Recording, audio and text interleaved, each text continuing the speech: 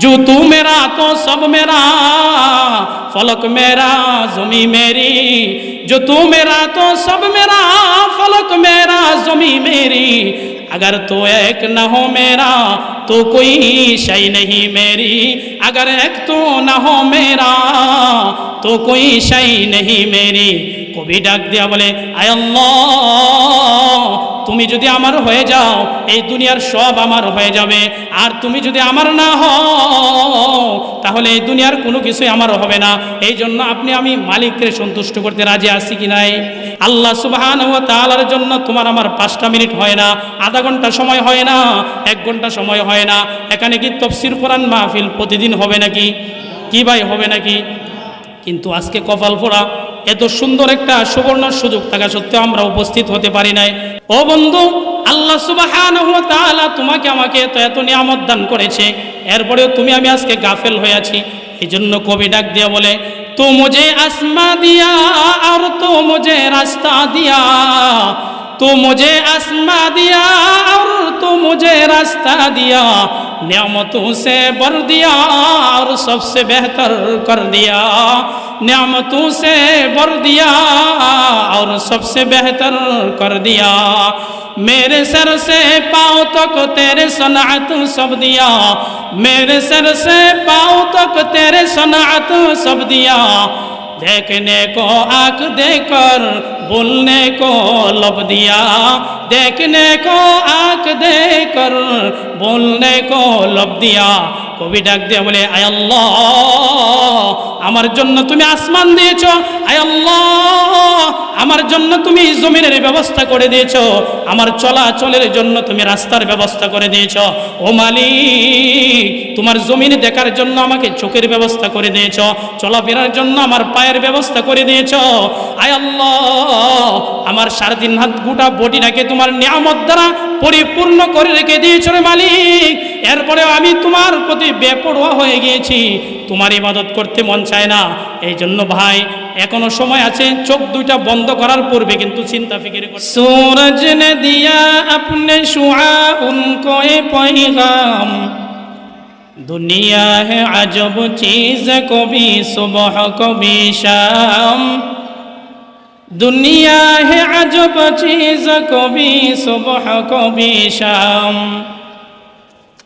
तो दुनिया में हो दुनिया का तलबगार नहीं हो। तो दुनिया में हो दुनिया का तलबगार नहीं हो। बाजार से गुजर हो खरीदार नहीं हो। बाजार से गुजर हो खरीदार नहीं हो। एक चश्मे ज़दन गाफिल ज़ा शाह नबाशी। एक चश्मे ज़दन गाफिल ज़ा शाह नबाशी। शायद के निगाहे कुनदागाह नबाशी। शायद के निगाहे कुनदागाह नबाशी। জামিয়া ইসলামিয়া নামিরা মহিলা মাদ্রাসার উদ্যোগে খতমে বুখারী উপলক্ষে ওয়াজ ও দোয়ার মাহফিলে উপস্থিত রয়েছেন। আজকের এই মহতী অনুষ্ঠানের সম্মানিত সভাপতি, আরও উপস্থিত আছেন আজকের এই মহতী অনুষ্ঠানের প্রধান অতিথি, আরও উপস্থিত রয়েছেন বিশেষ অতিথিবৃন্দ ও আমার সামনে উপবিষ্ট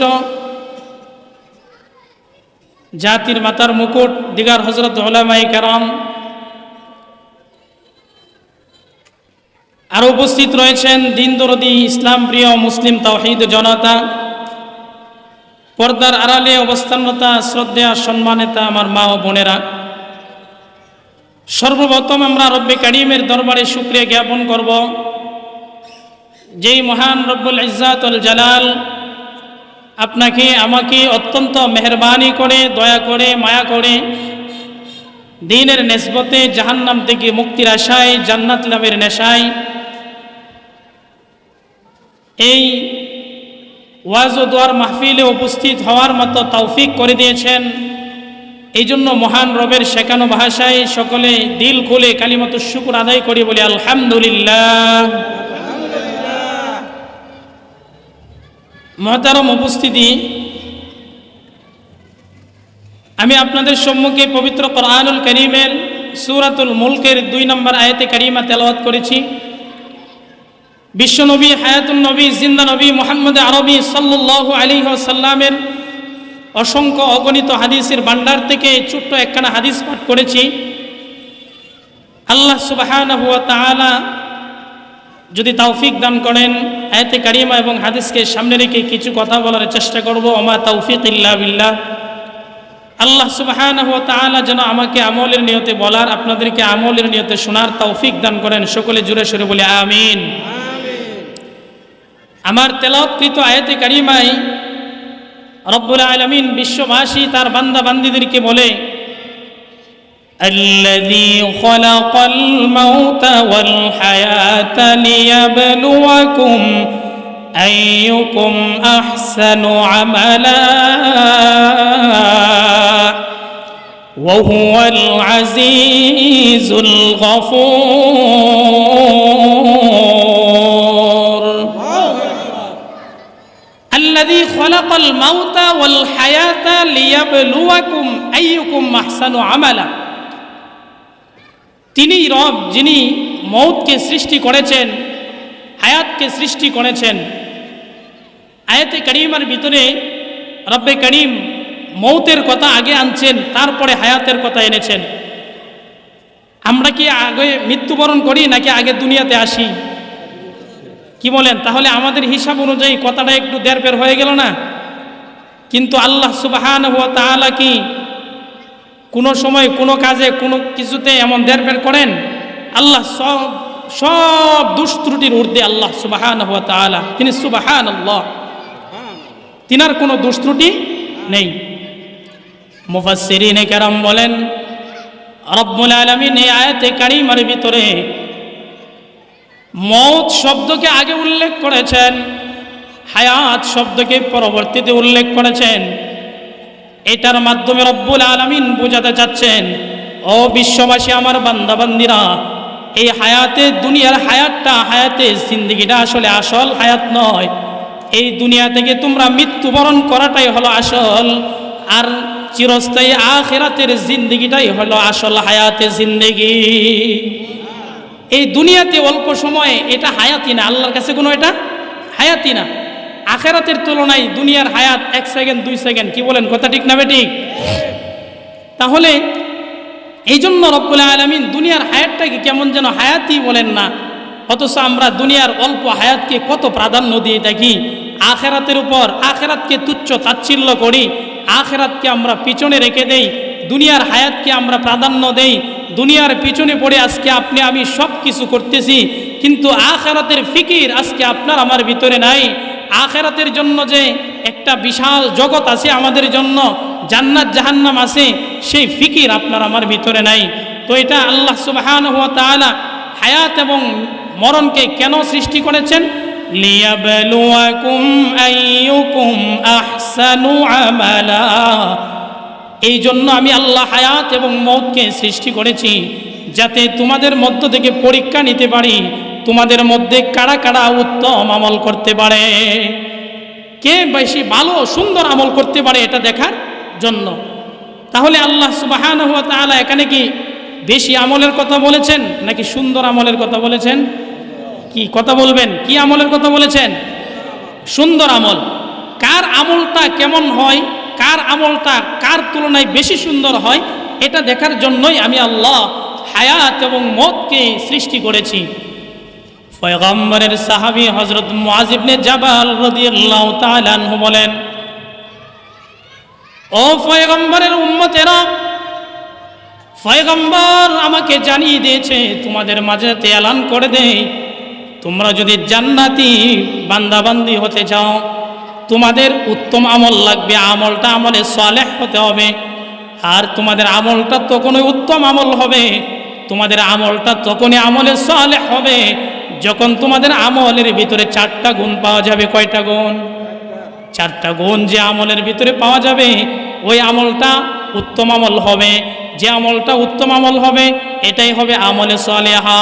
আর যে ব্যক্তির যেই বান্দা বান্দির আমলটা আমলে সালেহ হবে, ঈমান আনার পরে যদি আমলে সালেহ কোনো বান্দা বান্দি করতে পারে, রব্বুল আলামিন ডেকে বলেন ইন্নাল্লাযীনা আমানু ওয়া আমিলুস সালিহাত কানাত লাহুম জান্নাতুল ফিরদাউসি নুজুলা।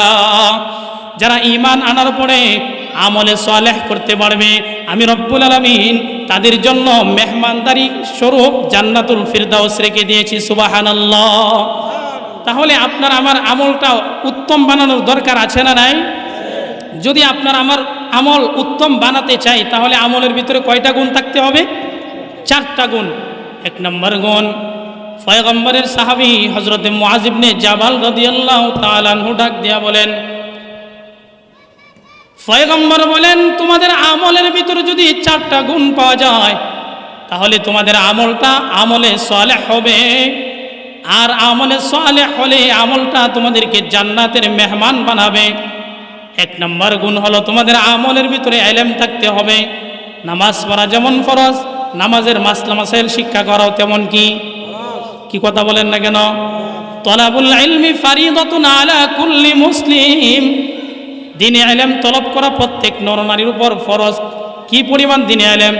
যেই পরিমাণ ইলম শিক্ষা করলে নামাজ সহি শুদ্ধভাবে পড়া যায়, যেই পরিমাণে ইলম শিক্ষা গ্রহণ করলে রমজানের রোজা সঠিকভাবে রাখা যায়, যেই পরিমাণ ইলম শিক্ষা করলে সঠিকভাবে পর্দা করে চলে যায়, যেই পরিমাণ ইলম শিক্ষা করলে আল্লাহ সুবহানাহু ওয়া তাআলার বিধিবিধানগুলো সঠিকভাবে পালন করা যায়, ওই পরিমাণ ইলম শিক্ষা করা নরনারী মুসলমান প্রত্যেকের উপর কি ফরজে আইন। সকলকেই শিক্ষা গ্রহণ করতেই হবে। তো ইলম অত্যন্ত দামি একটা জিনিস। ইলম যারা অর্জন করবে, কোরআনের ইলম যাদের ভিতরে আসবে, যাদের সিনার ভিতরে কোরআনের ইলম আসবে, রব্বুল আলামিন তাদের মান ও সম্মান দুনিয়া এবং আখিরাত উভয় জগতের ভিতরে অপরন্ত করে দিবেন। এই জন্য রব্বুল আলামিন পবিত্র কোরআনুল কারীমের এক আয়াতে কারিমারি বলেন, ইয়ারফাইল্লাহু আল্লাযীনা আমানু ওয়াল্লাযীনা উতুল ইলমা দারাজাত। যারা ঈমান গ্রহণ করবে তাদের মান ও মর্যাদা আমি আল্লাহ বৃদ্ধি করে দেব। এরপরে কি? ওয়াল্লাযীনা উতুল ইলমা দারাজাত।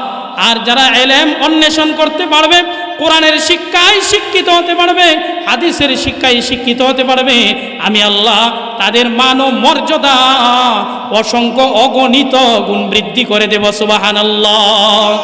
তাহলে ইলমের দাম আছে না নাই? আল্লাহ সুবহানাহু ওয়া তাআলা দুনিয়াতে দুইটা জিনিস দিয়েছেন, একটা হলো মাল আর একটা হলো ইলম। কি বলেন, কথা ঠিক না বেঠিক?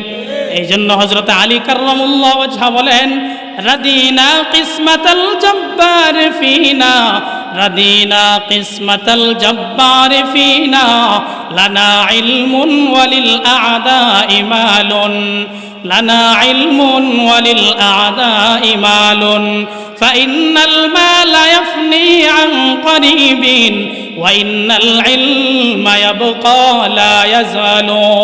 হযরত আলী রাদিয়াল্লাহু তাআলা আনহু বলেন, আমাদের পরাক্রমশালী মহাপ্রজ্ঞাময় আল্লাহ সুবহানাহু ওয়া তাআলার বন্টনে আমরা সন্তুষ্ট হয়ে গিয়েছি। রব্বুল আলামিন আমাদেরকে ইলম দিয়েছেন, আর দুনিয়াদারদেরকে আল্লাহ রব্বুল আলামিন সম্পদ দিয়েছেন। ও বন্ধু, সম্পদ যতদিন আপনার কাছে থাকবে, আমার কাছে থাকবে, সম্মান থাকবে। সম্পদও নাই, সম্মানও নাই। কথা বলেন ঠিক না বেঠিক? কিন্তু ইলম যার কাছে আছে, এই ইলম কোনোদিন কমবে না। ইলম যার ভিতরে আছে, যত ইলমের চর্চা হবে আস্তে আস্তে ইলমের তরক্কি বাড়বে। কি বলেন, কথা ঠিক না বেঠিক? একজন বৃদ্ধ, একজন আলেমের, একজন হাফেজ কোরআনের, একজন শাইখুল হাদিসের বয়স যত বাড়ে, দিন দিন তাদের সম্মান তত বাড়ে। কি কথা বলেন, ঠিক না বেঠিক? আর একজন ক্ষমতাসীন লোকের ক্ষমতা যতই তাও, বয়স হয়ে গেলে, ক্ষমতা হারাইলে তাকে ছোট বাচ্চারা পর্যন্ত সালাম দেয় না। কি কথা ঠিক না বেঠিক? অর্থ সম্পদের মালিক, কোটি কোটি টাকার মালিক ছিল, এখন অর্থ সম্পদ নাই, একটা ছোট বাচ্চা বলাবানো জিগায় না। কি কথা ঠিক না বেঠিক? কিন্তু ইলম যাদের ভিতরে থাকবে তাদের সম্মান কখনোই কমবে না। এই জন্য পয়গম্বরের সাহাবী হযরত মুআয ইবনে জাবাল রাদিয়াল্লাহু তাআলা আনহু ডাক দিয়া বলেন, ও বিশ্ববাসী পয়গম্বরের সাহাবায়ে কেরাম, পয়গম্বরের উম্মতেরা, তোমাদের ইবাদতের ভিতরে আমলের ভিতরে যখন চারটা গুণ থাকবে, তোমাদের আমলটা আমলে সালেহ হবে, উত্তম আমল হবে। এক নাম্বার হলো ইলম, দুই নাম্বার যে গুণটা, সেই গুণটা হলো তোমাদের সহি নিয়ত থাকতে হবে। আমলের ভিতরে কি থাকতে হবে? কারণ আমলের ভিতরে যদি সহি নিয়ত না থাকে, এই আমলের কোনো মূল্য আল্লাহর কাছে নাই। এই জন্য বুখারী শরীফের প্রথম হাদিস ইমামে বুখারী রাহমাতুল্লাহি আলাইহি এনেছেন, ইন্নামাল আ'মালু বিন্নিয়াত। আমলের নির্ভরশীল হয় নিয়তের উপর। যার নিয়ত ভালো হবে তার আমল তুচ্ছ তাচ্ছিল্য হলেও ছোট হলেও রব্বুল আলামিন হাসরের দিন বিশাল আকৃতি দেয়া দেবে। যদিও বড় বড় উহুদ পাহাড় সমপরিমাণ আমল হয়, কিন্তু আমলের ভিতরে যদি নিয়তের ত্রুটি থাকে, হাসরের দিনের বিন্দু পরিমাণ বদলাও পাবে না। এই জন্য দুই নম্বর যে জিনিসটা, নিয়ত সঠিক থাকতে হবে আমলের ভিতরে। এক নম্বর গুণ হলো ইলম, ইলম থাকার পরে দুই নম্বর যে গুণ, সেটা হচ্ছে আপনার আমলের ভিতরে সহি নিয়ত থাকতে হবে। নিয়ত যখন সহি হবে, আমল যখন ইলম সহ হবে, তখন এই আমলটা আল্লাহ রাব্বুল আলামিনের কাছে পছন্দের আমল হয়ে যাবে। পয়গম্বরের সাহাবী হযরতে মুআয ইবনে জাবাল রাদিয়াল্লাহু তাআলা আনহু ডাক দেয়া বলে, তিন নম্বর যে গুণটা থাকতে হবে সেটা হচ্ছে ইখলাস। সেটা কি ভাই? ইখলাস। যদি আমলের ভিতরে ইখলাস না থাকে, খুলুসিয়ত না থাকে, সেই আমল আল্লাহর দরবারে কবুল হবে না। এই জন্য রব্বুল আলামিন পবিত্র কোরআনুল কারীমে তার বন্ধুকে ঘোষণা করতে বলেছেন, ওয়ামা উমিরু ইল্লা লিয়াবুদুল্লাহা মুখলিসিনা লাহুদ্দিন। इखलास की अमाल है जो जन्नत की हमराज, इखलास की अमाल है जो जन्नत की हमराज, फरहेज का मकासद है जो तक़वा से हासिल मंद, फरहेज का मकासद है जो तक़वा से हासिल मंद, बगैर जो अमाल हो इखलास व तक़वा, बगैर जो अमाल हो इखलास व तक़वा, बर्बाद तेरे जिंदगी आई होश नजरमंद, बर्बाद तेरे जिंदगी आई होश नजरमंद। সুতরাং আপনার আমার ইবাদতের ভিতরে কি থাকতে হবে? ইখলাস। যদি কোনো ইবাদতের ভিতরে ইখলাস থাকে, খুলুসিয়ত থাকে, ওই আমলটা যতই ছোট হোক না কেন, আল্লাহ সুবহানাহু ওয়া তাআলার দরবারে আমলটা বিশাল বলে গণ্য হবে। কথা বলেন ঠিক কিনা? চতুর্থ নম্বর গুণ হলো, হযরত মুআয ইবনে জাবাল বলেন, ও পয়গম্বরের উম্মতেরা, তোমাদের আমলের ভিতরে চারটা গুণ যদি থাকতে পারে, আমলের ভিতরে যদি চারটা গুণ পাওয়া যায়, তোমাদের আমলটা উত্তম আমল হবে, এই আমলের বিনিময়ে জান্নাত পাবে। তো চতুর্থ নম্বরে যে গুণটা, সেটা হচ্ছে তোমাদের আমলের ভিতরে ধৈর্য থাকতে হবে। কি থাকতে হবে? ধৈর্য আসেনি আমাদের বর্তমানে। কার আগে কে নামাজ পড়ে মসজিদ থেকে বের হতে পারে, সেই প্রতিযোগিতা আমরা। কার আগে কে যত বেশি রাকাত নামাজ পড়তে পারি। অথচ 10 মিনিটে 10 রাকাত নামাজ পড়া আছে, 10 মিনিটে 4 রাকাত পড়া আল্লাহর কাছে বেশি দামি। কি বলেন? কথা ঠিক না বেঠিক? এই জন্য ইবাদতের ভিতরে, আমলের ভিতরে যারা ধৈর্য ধারণ করবে, তাদেরকে রব্বুল আলামিন হাসরের ময়দানে বেহিসাব প্রতিদান দান করবে। সুবহানাল্লাহ। এই জন্য রব্বুল আলামিন পবিত্র কোরআনুল কারীমে ঈমানদারদেরকে লক্ষ্য করে বলে, ইয়া আইয়ুহাল্লাযীনা আমানুসবিরু ওয়া সাবিরু ওয়া রাবিতু ওয়াত্তাকুল্লাহ লাআল্লাকুম তুফলিহুন। যে তোমরা তোমাদের ইবাদতের ভিতরে ধৈর্য আনো, কারণ ধৈর্যশীল বান্দাবান্দি যারা হবে, আমি আল্লাহ হাসরের ময়দানে তাদেরকে বেহিসাব প্রতিদান দান করব। ইন্নামা ইউওয়াফাস সাবিরুনা আজরাহুম বিগাইরি হিসাব। এই জন্য আমলের ভিতরে যদি ধৈর্য থাকে, এই আমলটা আল্লাহ রাব্বুল আলামিনের কাছে পছন্দের আমল হবে। এই আমলটার মাধ্যমে আপনার আমার আমলটা উত্তম আমল হবে। আর এই আমলের বিনিময়ে আল্লাহ রাব্বুল আলামিন আপনাকে আমাকে জান্নাত দান করবে। এই 4 গুণওয়ালা আমল আপনার আমার করতে রাজি আসিনি ভাই? সকলে চেষ্টা করব তো ইনশাআল্লাহ। আল্লাহ তাআলা আমাকে আপনাকে সকলকে তৌফিক দান করুন। সকলে বলে আমিন। তো শুধু আখিরাতে ভালো কাজ করলে জান্নাত পাবো, শুধু এটাই শেষ নয়। যারা আমলে সালেহ করবে, ভালো কাজ করবে, দুনিয়াতেও আল্লাহ সুবহানাহু ওয়া তাআলা তাদেরকে বদলা দিবেন। দুনিয়াতে আল্লাহ তাদেরকে কি দিবেন? বদলা দিবেন। ভালো কাজ করলে দুনিয়াতেও আল্লাহ তার প্রতিদান দিবেন। তো আশপাশে যারা দাঁড়িয়েছি, মেহরবানি করে প্যান্ডেলের সৌন্দর্য রক্ষার্থে আমরা সকলে বসে পড়ি। আল্লাহ সুবহানাহু ওয়া তাআলা নেক আমল করনেওয়ালা বান্দা বান্দিদেরকে দুনিয়াতেও আল্লাহ সুবহানাহু ওয়া তাআলা বালা মুসিবত থেকে, বিপদ থেকে উদ্ধার করবেন, রক্ষা করবেন। বুখারী শরীফের ভিতরে একবার নয়, দুইবার নয়, তিনবার একটা হাদিস এসেছে। বনী ইসরাইল সম্প্রদায়ের একটা ঘটনা আপনার আমার নবী বর্ণনা করেছেন। 3 যুবক তাদের এক অঞ্চল থেকে অন্য অঞ্চলে যাচ্ছিল কোনো একটা কারণে, সফরের উদ্দেশ্যে। 3 যুবক বাড়ি থেকে যখন রওনা হয়ে যায় অন্যত্র কোথাও যাওয়ার উদ্দেশ্যে, মরুভূমির রাস্তাঘাটে কোনো বাড়িঘর নাই, মাইলের পর মাইল। এখনো আরব আমিরাতে এমন এমন মরুভূমি আছে যেগুলো 2-3 দিনেও পাড়ি দেওয়া যায় না। কি আছে না নাই? এত বিশাল বিশাল এলাকা জুড়ে মরুভূমি। 3 যুবক আল্লাহর গোলাম, তারা যখন সফরের উদ্দেশ্যে নিজের বাড়িঘর থেকে বের হয়ে যায়, প্রতিমধ্যে হাঁটি হাঁটি পা পা করে তারা যখন সামনের দিকে অগ্রসর হচ্ছিল, অনেকটা রাস্তা অতিক্রম করার পরে তারা লক্ষ্য করে দেখলো আকাশটা কেমন মেঘাচ্ছন্ন হয়ে গিয়েছে। আকাশের ভিতরে কেমন বৃষ্টি বাদল হবে এমন একটা ভাবসাব, প্রচণ্ড ঝড় তুফান হবে এমন একটা ভাব। ওই 3 আল্লাহর বান্দা আশপাশে লক্ষ্য করে দেখে এমন কোনো বাড়ি ঘরের কোনো ব্যবস্থা নাই যেখানে গিয়ে তারা আশ্রয় গ্রহণ করবে, এমন কোনো স্থানের কোনো ব্যবস্থা নাই যেখান থেকে তারা আত্মগোপন করে বৃষ্টি থেকে, ঝড় তুফান থেকে বাঁচবে। হঠাৎ করে লক্ষ্য করে দেখে ও দূরে একটা পাহাড় দেখা যায়। 3 আল্লাহর বান্দা ওই পাহাড় দেখে যখন ওই পাহাড়ের দিকে অগ্রসর হচ্ছে, পাহাড়ের কাছে গিয়ে দেখে বিশাল বড় একটা গর্ত দেখা যায় পাহাড়ের ভিতরে, ওই সুড়ঙ্গ দেখা যায়। ওই আল্লাহর 3 বান্দা ওই পাহাড়ের গর্তের ভিতরে ঢুকে পড়ে।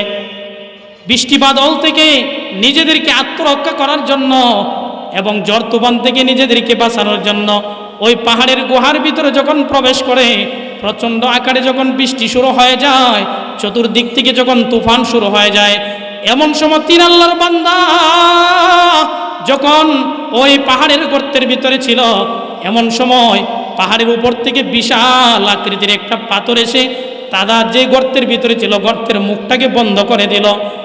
বাহিরে প্রচণ্ড বৃষ্টি, গুহার মুখে বিশাল পাথর, গুহার ভিতরে ঘন অন্ধকার। এই ঘন অন্ধকারের ভিতরে এবার আপনারা ঘটনার সূত্রপাত বুঝে থাকলে বলুন, আল্লাহর 3 বান্দা সুখে আছে, আরামে আছে না বিপদে আছে? আরামে আছে নাকি বিপদে আছে?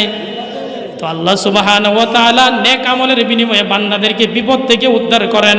এই কথাটা বোঝানোর জন্য ইমাম বুখারী রাহমাতুল্লাহ আলাইহি বারবার এই হাদিসটাকে উল্লেখ করেছেন। যখন চতুর্দিক থেকে অন্ধকার হয়ে গেল, পাহাড়ের গর্তের মুখে যখন বিশাল আকৃতির পাথর একটা বসে গেল, এমন পাথর যে পাথর তারা 3 জন মিলে, কেন 100-200 জন মিলেও সরানোর কোনো ব্যবস্থা নাই, এমন বিশাল আকৃতির পাথর। তো আশপাশে তো তখন তো মোবাইল ফোনেরও ব্যবস্থা ছিল না যে ফোন করে দেবে আমরা অমুক গর্তের ভিতরে আটকা পড়েছি। কি আগের জামানায় কি মোবাইল আসিল? মোবাইল ছিল না। তো এই 3 বান্দা নিশ্চিত আমাদের মরণ এখানে হবে, এটা যখন তারা চিন্তা করতে লাগলো, নিশ্চিত আমাদের মৃত্যু এখানে, এখান থেকে পালানোর কোনো ব্যবস্থা নাই। এমন সময় একজন বন্ধু আরেকজন বন্ধুকে লক্ষ্য করে বলে, বন্ধু আমার, এই বিপদ থেকে দুনিয়ার কোনো মানুষ আমাদেরকে উদ্ধার করতে পারবে না। এই বিপদ থেকে এখন শুধুমাত্র কেবলমাত্র আপনার আমার রব আল্লাহ সুবহানাহু ওয়া তাআলা আমাদেরকে উদ্ধার করতে পারবে। সুতরাং বন্ধু হে, তোমরা নিজেদের আমলের প্রতি খেয়াল করো, তোমাদের জীবনে এমন কোনো ভালো আমল করেছো কিনা যে আমলের উসিলায় দোয়া করলে আল্লাহ সুবহানাহু ওয়া তাআলা তোমাদেরকে বিপদ থেকে উদ্ধার করবে। এইভাবে যখন একে অপরকে বলতে লাগলো, সকলে চিন্তা করতে শুরু করতে সময় এক যুবক ডাক দেয়া বলে, বন্ধু আমার এমন একটা আমল আছে যে আমলের উসিলায় দোয়া করলে আমি বিশ্বাস করি আমার আল্লাহ আমাকে এই বিপদ থেকে উদ্ধার করবে। সুবহানাল্লাহ। দ্বিতীয় বন্ধু ডাক দিয়ে বলে, আমার এমন একটা আমল আছে যে আমলের উসিলায় দোয়া করলে মালিক আমাকে এই বিপদ থেকে উদ্ধার করবে। তৃতীয় বন্ধু ডাক দেওয়া বলে, আমার জীবনে এমন একটা আমল আছে যে আমলের উসিলায় দোয়া করলে আল্লাহ আমাদেরকে এই বিপদ থেকে উদ্ধার করবে। তো বন্ধু, আমরা যারা এখানে উপস্থিত রয়েছি, আপনার আমার জীবনে কি এমন কোনো আমল পাওয়া যাবে তালাশ করলে, খুঁজলে, যে আমলের উসিলায় দোয়া করলে আল্লাহ আপনার আমার জিন্দেগির গুনাহ মাফ করবে? না না, আপনার আমার আমল জীবনে তো এমন কোনো আমল নাই। আপনার আমার হায়াতের জিন্দেগিটা গুনায় ভরপুর হয়ে আছে। আপনার আমার হায়াতের জিন্দেগির ডানে তাকালে গুনাহ, বামে তাকালে গুনাহ, হাতে গুনার দুর্গন্ধ, পায়ে গুনার দুর্গন্ধ। আপনার আমার গোটা জিন্দেগিটার ভিতরে বন্দিকে খুঁজে পাওয়া যায় না। আপনার আমার গোটা জিন্দেগিটার ভিতরে শুধু গুনাহের গুনাহ মেনে পাওয়া যায়। এই জন্য বন্ধু, আল্লাহ আপনাকে কত সুন্দর নিয়ামত দিয়েছে, আপনাকে কত সুন্দর, আমাকে কত সুন্দর নিয়ামত দিয়েছে। নিয়ামত দিয়ে আল্লাহ ঘোষণাও করে দিয়েছে, ওয়াইন তাউদ্দু নি'মাতাল্লাহি লা তুহসুহা। আমি আল্লাহ এত এত নিয়ামত তোমাদেরকে দিয়েছি রে বান্দা বান্দি, এই নিয়ামত যদি তোমরা একটা একটা গণনা করো, কোনোদিন তোমরা নিয়ামত গণনা করে শেষ করতে পারবে না। তো এত নিয়ামত দেওয়ার পরেও তোমরা আমার থেকে জ্ঞান গাফেল। আজকে তুমি আমি আল্লাহ পাকের গোলামের ভিতরে নাই। দুনিয়ার 24 ঘন্টা সময় তুমি আমি দুনিয়ার পিছনে ব্যয় করতে পারি, স্ত্রী সন্তানের পিছনে ব্যয় করতে পারি। আল্লাহ সুবহানাহু ওয়া তাআলার জন্য তোমার আমার 5টা মিনিট হয় না, আধা ঘন্টা সময় হয় না, 1 ঘন্টা সময় হয় না। এখানে কি তাফসীর কোরআন মাহফিল প্রতিদিন হবে নাকি? কি ভাই, হবে নাকি? কিন্তু আজকে কপাল পোড়া, এত সুন্দর একটা সুবর্ণ সুযোগ থাকা সত্ত্বেও আমরা উপস্থিত হতে পারি নাই।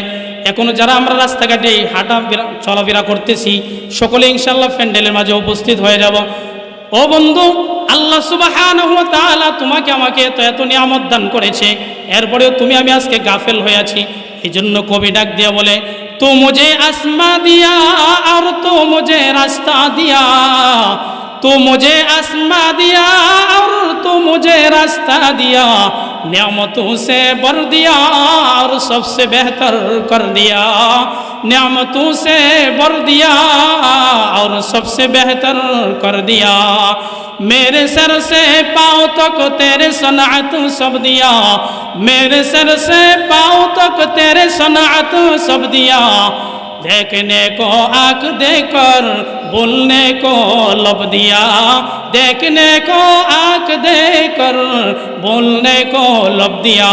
কবি ডাক দিয়ে বলে, আয় আল্লাহ, আমার জন্য তুমি আসমান দিয়েছো, আয় আল্লাহ, আমার জন্য তুমি জমিনের ব্যবস্থা করে দিয়েছো, আমার চলাচলের জন্য তুমি রাস্তার ব্যবস্থা করে দিয়েছো। ও মালিক, তোমার জমিন দেখার জন্য আমাকে চোখের ব্যবস্থা করে দিয়েছো, চলাফেরার জন্য আমার পায়ের ব্যবস্থা করে দিয়েছো। আয় আল্লাহ, আমার 3.5 হাত গোটা বডিটাকে তোমার নিয়ামত দ্বারা পরিপূর্ণ করে রেখে দিয়েছো রে মালিক। এরপরেও আমি তোমার প্রতি বেপরোয়া হয়ে গিয়েছি, তোমার ইবাদত করতে মন চায় না। এই জন্য ভাই, এখনো সময় আছে, চোখ দুইটা বন্ধ করার পূর্বে কিন্তু চিন্তা ফিকির করতে হবে। আপনি আমি যদি আপনার আমার এই হায়াতের জিন্দেগিটাকে ঈমান এবং আমলের মাধ্যমে সাজাইতে পারি, দুনিয়াতেও আপনার আমার মালিক হয়ে যাবে, আখেরাতেও কিন্তু আপনার আমার হবে মালিক। আর মালিক যদি কারো হয়ে যায়, কোনো চিন্তা থাকবে নাকি? মাল্লাহুল মাওলা ফালাহুল কোল, মালিক যার সব তার, মালিক যার সব তার। জু তু মেরা তো সব মেরা, ফলক মেরা জমি মেরি, जो तू मेरा तो सब मेरा, फलक मेरा जमी मेरी, अगर तो एक न हो मेरा तो कोई शय नहीं मेरी, अगर एक तो न हो मेरा तो कोई शय नहीं मेरी। কবি ডাক দিয়া বলে, আয় আল্লাহ, তুমি যদি আমার হয়ে যাও, এই দুনিয়ার সব আমার হয়ে যাবে।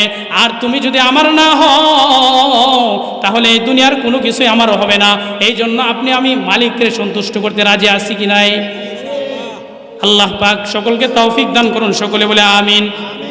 ওই 3 যুবক এবার চিন্তা ভাবনা করে বলো, বন্ধু, তুমি আলাদাভাবে তোমার নেক আমলের উসিলা আল্লাহর কাছে দোয়া করো।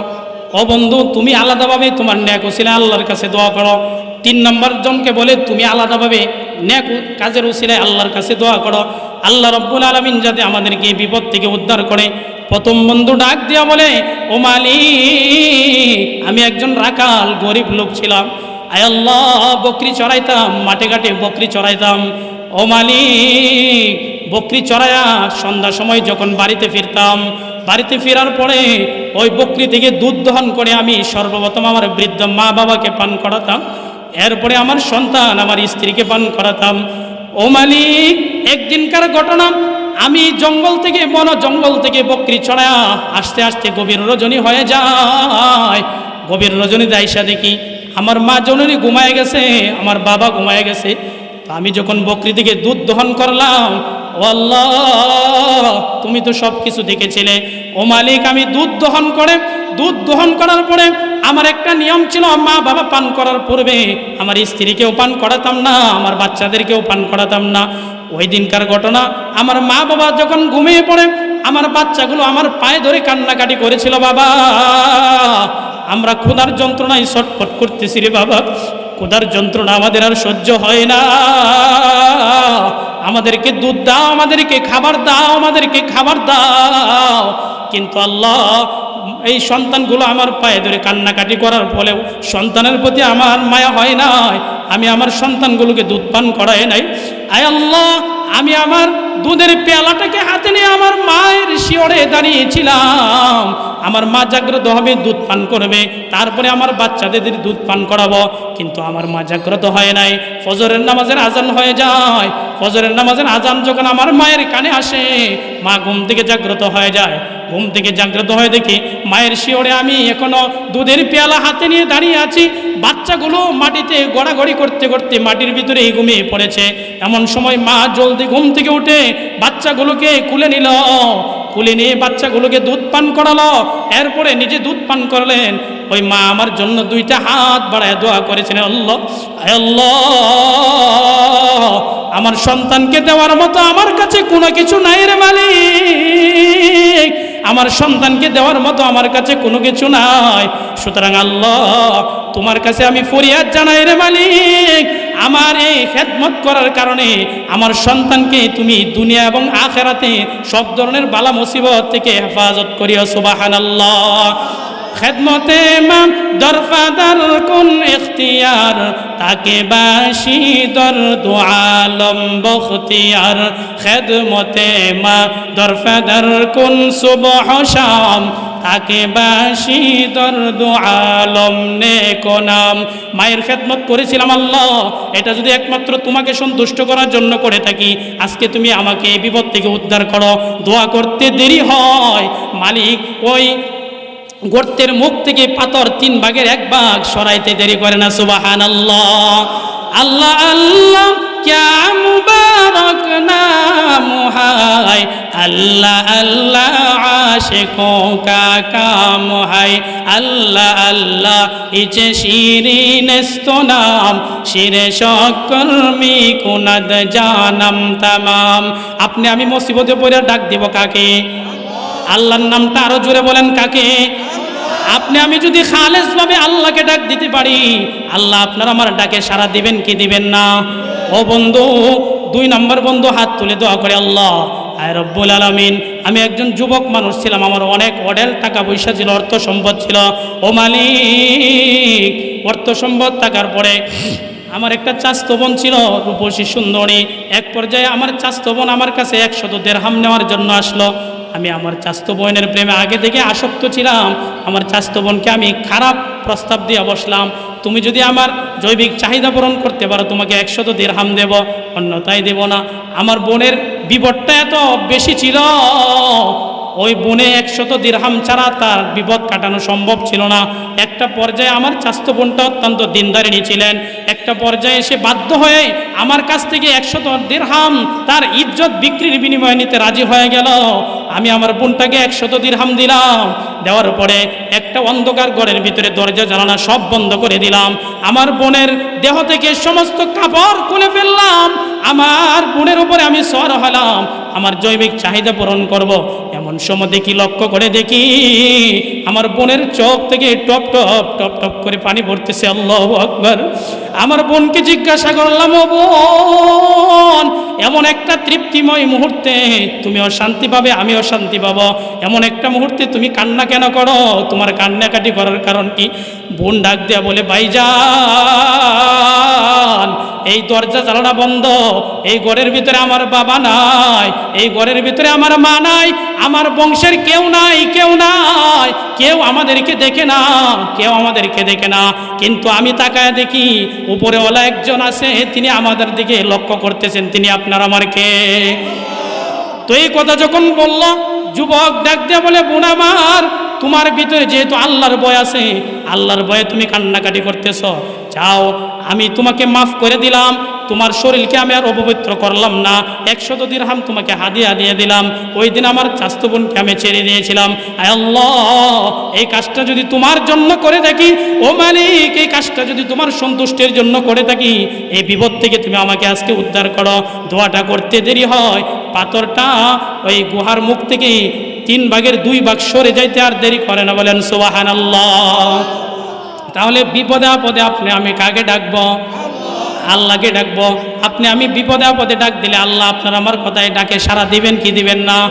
3 নম্বর যুবক হাত বাড়ায় দেয়, বলে, মালিক, আমি অত্যন্ত সম্পদশালী একজন ব্যক্তি ছিলাম, আমার অনেক সম্পদ ছিল, আমি অনেক দিনমজুর কাজে নিতাম, তাদেরকে আমি রোজগার কাজ করায় সন্ধ্যাবেলায় টাকা পয়সা দেওয়া বিদায় করে দিতাম। কিন্তু একদিনকার ঘটনা, আল্লাহ, আমার একজন শ্রমজীবী ছিল, সে সারাদিন শ্রম দেওয়ার পরে, কাজ করার পরে সন্ধ্যাবেলায় আমি যখন টাকা দিলাম, সে টাকাটা রেখে আমার কাছে টাকা না নিয়েই চলে গেল। আয় আল্লাহ, ওই শ্রমজীবীর কর্মজীবীর টাকাটা আমি ব্যয় করি নাই, আমি আমার ব্যক্তিগত কোনো কাজে এটা ব্যয় করি নাই। আয় আল্লাহ, ওই ব্যক্তির টাকাটার মাধ্যমে আমি একটা ছোট বকরি কিনেছিলাম, বকরি কিনে কিছুদিন লালন পালন করতে করতে আস্তে আস্তে বকরিটা থেকে বকরির ফাল হয়ে গেল। কিছুদিন পরে বকরি বিক্রি করে আমি এটার মাধ্যমে গরু ক্রয় করেছিলাম। গরু ক্রয় করার পরে কিছুদিন যেতে না যেতে এই গরুর একটা পাল হয়ে গেল। এই গরু দেখাশোনা করা আমার জন্য কষ্টকর ব্যাপার ছিল। আয় আল্লাহ, এই গরু দেখাশোনার জন্য একটা রাখালের ব্যবস্থা করেছিলাম। এই টাকা পয়সা ব্যয় করে করে ওই রাখালটা গরুগুলো দেখাশোনা করত, ওই রাখালটা দেখাশোনা করত। হঠাৎ করে অনেক বছর পরে ওই কর্মজীবী ব্যক্তি আমার সামনে এসে হাজির হয়ে যায়, আমাকে এসে বলে, ও মালিক, এত বছর আগে আপনার বাড়িতে আমি কাজ করেছিলাম, আপনার মনে আসেনি? মালিক বলে, হ্যাঁ মনে আছে, আমার পারিশ্রমিকটা আপনি দিয়ে দেন। তো মালিক বলতেছে, ওই যে গরুর পাল দেখা যায়, ওই গরুর পালটা তোমার রাখাল সহ তুমি নিয়ে যাও। তোমার সম্পদ থেকে বাড়তে বাড়তে বাড়তে বাড়তে আস্তে আস্তে তোমার এই সম্পদ বিশাল সম্পদে আকৃতি ধারণ করেছে, সবগুলো তোমার নিয়ে যাও। ওই কর্মজীবী আমাকে বলেছিল, না না না, আমি এত মাল চাই না, এত সম্পদ আমার চাই না, আমি আপনার যে শ্রমটা দিয়েছিলাম শ্রমের মূল্যটা আমাকে দিয়ে দেন, আপনার এত টাকা পয়সা আমি নিতে রাজি না। ওই ব্যক্তি মালিক ডাক দিয়ে বলে, ও শ্রমিক ভাই, তোমার শ্রমের মূল্য দিয়ে আমি বকরি কিনেছিলাম, এই বকরি থেকে আস্তে আস্তে বকরির পাল হয়ে গিয়েছিল, এই বকরির পাল বিক্রি করে গরুর পাল হয়েছে, এই রাখাল সহ সবগুলো সম্পত্তি তোমার। তো রাখাল সবগুলো নিয়ে যখন চলে যায়, আল্লাহকে ডাক দিয়ে বলে, যুবক, ও আল্লাহ, আমি ইচ্ছা করলে রাখালকে ওই ব্যক্তির শ্রমিকের যে পরিমাণ শ্রম ছিল এতটুকু দিয়ে আমি মুক্তি পেতে পারতাম। কি বলেন, পারতো কি পারতো না? কিন্তু আল্লাহ তার সম্পদে যত সম্পদ বৃদ্ধি পেয়েছিল সবগুলো আমি তাকে দিয়ে দিয়েছিলাম।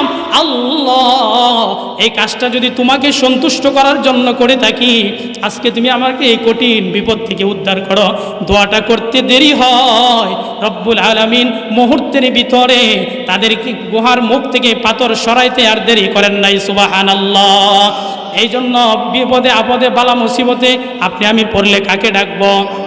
আল্লাহকে যদি আপনি আমি ডাকতে পারি, আল্লাহ পাক আপনার আমার ডাকে সাড়া দিবেন কি দিবেন না? এই জন্য বন্ধু, এই দুনিয়াতে আপনাকে আমাকে আল্লাহ পাক কেন পাঠিয়েছেন? আমার তেলাওয়াতকৃত আয়াতে কারিমার ভিতরে রব্বুল আলামিন ডাক দিয়ে বলেন, আল্লাযী খালাকাল মাউতা ওয়াল হায়াতা লিয়াবলুয়াকুম আইয়ুকুম আহসানু আমালা ওয়া হুয়াল আজিজুল গফুর। আমি আল্লাহ হায়াত এবং মৌতকে সৃষ্টি করেছি কেন জানো? তোমাদের আমল কার ভালো হয় এটা দেখার জন্য। কার উত্তম আমল হয়, উত্তম আমল হলে তোমরা জান্নাতি মেহমান হবে আর তোমাদের আমলটা উত্তম হবে। পয়গম্বর হাদিসে বলে দিয়েছেন, মুআজ ইবনে জাবাল বলেন যে আমলের ভিতরে 4টা গুণ থাকবে, এই আমলটা উত্তম আমল হবে। যে আমলটা উত্তম আমল হবে ওই আমলটা আমলে সালেহ হবে। আর ঈমানের পরে কোনো বান্দা বান্দি যদি আমলে সালেহের অধিকারী হয়ে যায় তাহলে আল্লাহ রব্বুল আলামিন হাসরের কঠিন ময়দানে ওই বান্দা বান্দিকে মেহমানখানা হিসেবে জান্নাতুল ফেরদাউস দান করবেন। সুবহানাল্লাহ। এই জন্য আপনি আমি সকলে এই দুনিয়াতে চলতে ফিরতে 60 বছর 70 বছর হায়াতে জিন্দিগিতে ঈমান তো আমরা সকলে এনেছি, কি বলেন? ঈমান আনছি কি আনি নাই? আমরা আল্লাহ পাকের ইবাদত বন্দেগী করবো তো ভাই ইনশাআল্লাহ। তো নামাজ হচ্ছে ইবাদতের সবচেয়ে বড় দামি একটা ইবাদত। নামাজ হচ্ছে ইবাদতের সবচেয়ে বড় দামি ইবাদত। নামাজ 5 ওয়াক্ত নামাজ যে সঠিকভাবে আদায় করবে আল্লাহ সুবহানাহু ওয়া তাআলা হাসরের দিন তাকে বিনা হিসাবে জান্নাত দান করবেন। সুবহানাল্লাহ। কারণ আপনারা শুনেছেন, আউয়ালু মা ইউহাসাবু বিহিল আবদু ইয়াউমাল কিয়ামাতিস সালাহ। বান্দার কাছ থেকে হাসরের ময়দানে সর্বপ্রথম কিসের হিসাব নেওয়া হবে? নামাজের হিসাব। নামাজের হিসাব যদি বান্দা সঠিকভাবে দিতে পারে বাকিগুলো লামসাম দিয়া আল্লাহ পাক জান্নাতের মেহমান বানিয়ে দিবে। সুবহানাল্লাহ। এই জন্য আমরা 5 ওয়াক্ত নামাজ সঠিকভাবে আদায় করতে রাজি আছি তো ভাই? ঈমান শিখার জন্য, আমাদের ঈমানকে দুরস্ত করার জন্য, আমল শিখার জন্য সামনে আমাদের 2, 3, 4 বিশ্ব ইজতেমা আসতেছে। বিশ্ব ইজতেমার ময়দানে আমরা ইনশাআল্লাহ 3টা দিন লাগাতে পারবো তো ভাই? এগুলোর মাধ্যমে আমাদের জীবন পরিবর্তন করার ফিকির করবো তো ভাই? ও ভাই, আজকে 2টা চোখ বন্ধ হোক আপনার, আজকে আমার 2টা চোখ বন্ধ হোক। যার জন্য গাড়ি করলাম, যার জন্য বাড়ি করলাম, যার জন্য 10 তলা বিল্ডিং নির্মাণ করলাম, সেই স্ত্রী সেই সন্তানেরা আপনাকে আমাকে 1 ঘন্টা সময় 5 তলা বিল্ডিংয়ের উপরে রাখবে না। তারা আপনাকে আমাকে কিভাবে দ্রুত বিল্ডিং থেকে দূরে সরায় দেবে, নিচে নামিয়ে দেবে, সেই ফিকিরে ব্যস্ত থাকবে। কি বলেন? কথা ঠিক না বেঠিক? এই জন্য বলা হয় মানুষ মরলে হয় বাঘ, বাঘ মরলে হয় তামসা। মানুষ মরলে কি হয়? বাঘ, বাঘ মরলে তামসা। এই জন্য আপনি আমি মরলে কিন্তু ভাই তাদের ভিতরে আতঙ্ক পয়দা হয়ে যায়। অথচ তাদের জন্য, তাদের সুখের জন্য আপনি আমি কি না করেছি। নিজের গোটা জিন্দেগি সকাল থেকে ফজর থেকে নিয়ে রাত 8টা 10টা 12টা পর্যন্ত ডিউটি করেছি তাদেরকে কিভাবে সুখে রাখা যায়। অথচ এই জিন্দেগিটা আমি বরবাদ করে দিয়েছি তাদের পিছনে। মৃত্যুবরণ করার পরে তারা সব ভুলে যাবে যে আল্লাহ আপনার আমার আসল হবে। সে আল্লাহর কাজই কিন্তু আপনি আমি এখন বলে আছি, আল্লাহর কাজই আপনি আমি করতেছি না। তো এই জন্য এই হায়াতে জিন্দেগিতে আপনি আমি আল্লাহর কাজ করবো তো ভাই ইনশাআল্লাহ।